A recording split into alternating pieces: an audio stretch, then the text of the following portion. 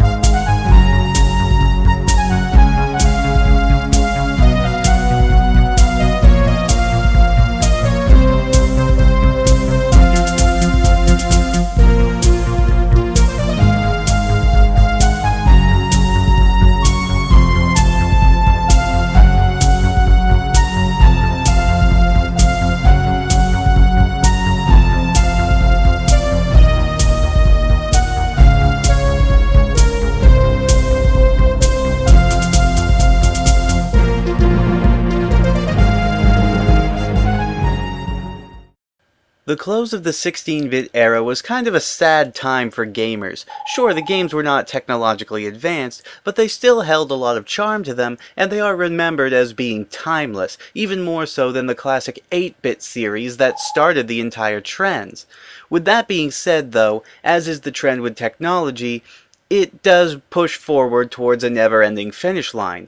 And so the next generation came along. Sega, after several failed consoles, would unveil the Sega Saturn. The newcomer to the gaming market, Sony, would release the PlayStation later on. And then, of course, there was Nintendo, who were never ones to sit back and just let others race ahead of them. And so the Nintendo 64 was brought to life. This was also when games were beginning to make the leap into the third dimension. Many classic characters such as Mario and characters from Final Fantasy were beginning to make the leap to 3 dimensions.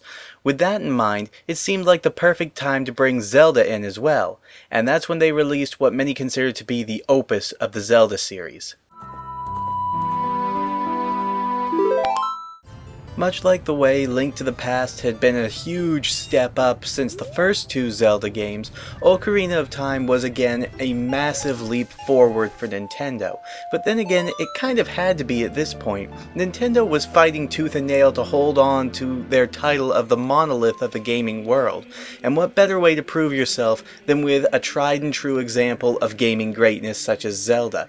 Everything was bigger, better, and it was all in beautiful polygonal 3D. This game makes improvements to the Zelda formula in pretty much every aspect of gameplay, controls, story, enemies, and so on and so forth, and we're going to pick apart each of them here and now. The story this time concerns a new Link, a child who was raised among the Kokiri, who are a type of forest spirit that never really mature past the age of 10 to 12 or so. They are under the influence of the Great Deku Tree, a tree spirit who has apparently been there since time began. Link is viewed as an outcast among the Kokiri because, unlike them, he does not have a fairy spirit to be his guardian. He also is constantly plagued by nightmares in which he sees Hyrule Castle and the young Princess Zelda leaving the castle pursued by an evil dark figure. It isn't until later when he actually meets up with Princess Zelda that she explains her plan to try and rid the world of Ganondorf, the Dark Prince, before he can take over Hyrule, by trying to attain the Triforce, which was hidden away in the Temple of Time.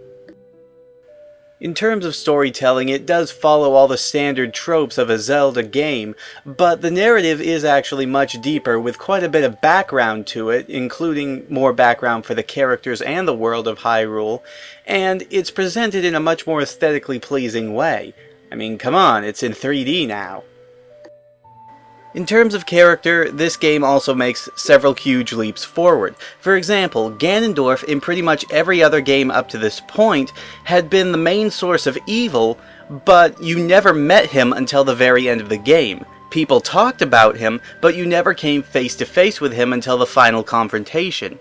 Here, you have dozens of run-ins with this guy several times over the course of the game. Zelda is also much more significantly active in this game as well. I discussed in my review of A Link to the Past how her character had gotten a serious upgrade from Damsel in Distress. This game takes that and expands upon it even more. While she may do so in secret, she does actively assist Link throughout the game, and gives him very critical backstory on the creation of Hyrule, and several other interesting tidbits. In fact, her role is expanded so much that it goes so far as to have her actively assist you in the final battle against Ganondorf, which I'll get into later on in this review, and that's a staple that would be used several times in upcoming Zelda games in the three-dimensional format.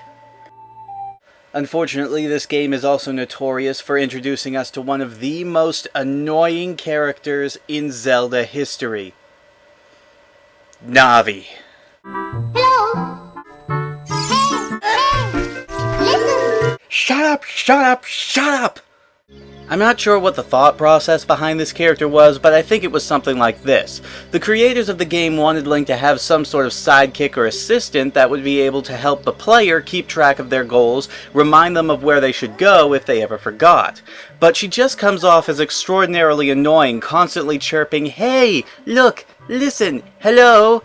And the day that you find out you can actually trap her in a bottle is going to be the happiest day of your gaming life.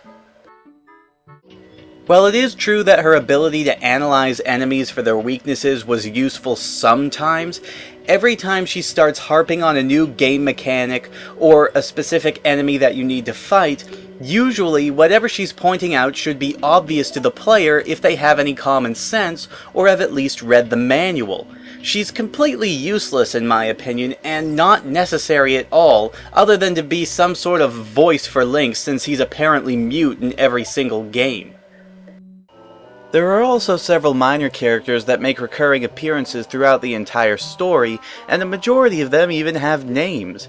Even in Link to the Past, what with its better storytelling than the originals and whatnot, the characters that you ran into rarely ever had names or any real defining characteristics. They were mostly there just as exposition. But here, a majority of the characters have names and have their very own personalities that make them genuinely fun to talk to, even when you don't have to progress the story. You actively seek them out just to hear what they have to say, and that's saying something. We're also introduced to several new races in Hyrule, such as the rock-dwelling Gorons, the water-dwelling Zoras, and the desert-dwelling Gerudos, all of whom would make recurring appearances in later games in the series. Now, of course, the biggest challenge for any franchise is a format change. In this case, 2D to 3D was a huge leap forward for games, and many gamers were worried how that would affect the classic series, like Castlevania, Mario, and of course Zelda. But the creators for this game went through the change with flying colors, and I'm happy to announce that, to this day, the 3D Zelda games are just as memorable, if not more so, than the two-dimensional ones. Of course, all of the core themes of the Zelda series remained relatively unchanged. You still used rupees to purchase items from stores, you still explored multiple dungeons, defeating a boss at the end and trying to get whatever treasure you were looking for at the time. You still explored multiple locales, trying to find hints and clues from the people that lived there, and also trying to help them solve their problems as side quests, hoping for a reward in the end. However, the three-dimensional world allowed for a much bigger emphasis on exploration once again. You could no longer see everything that was around you on the screen, so you needed to remain vigilant or you could end up missing something important. That, and there were several smaller tweaks to the gameplay that made it an overall more solid experience. Of course, the biggest and most helpful new feature in this three-dimensional game was the Z target. That is, by pressing Z, Link would automatically lock on to the closest enemy and strafe around them, allowing you to have a much easier time keeping the enemy in view and attacking them with your sword or whatever weapon that you had equipped.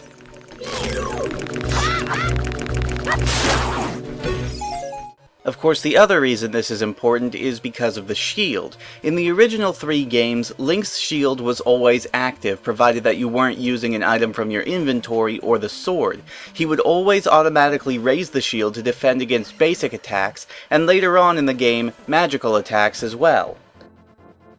However, in Ocarina of Time, the shield is mapped to the R button, and just simply pushing the button would only cause Link to crouch in place and defend himself, unable to move. But by using the Z target feature, he's able to strafe around the enemy and block pretty much all of their attacks. Almost any attack in the game can be blocked in this way, with a few notable exceptions. No matter how good your shield is, you're not going to be able to block a bomb explosion. The Z target feature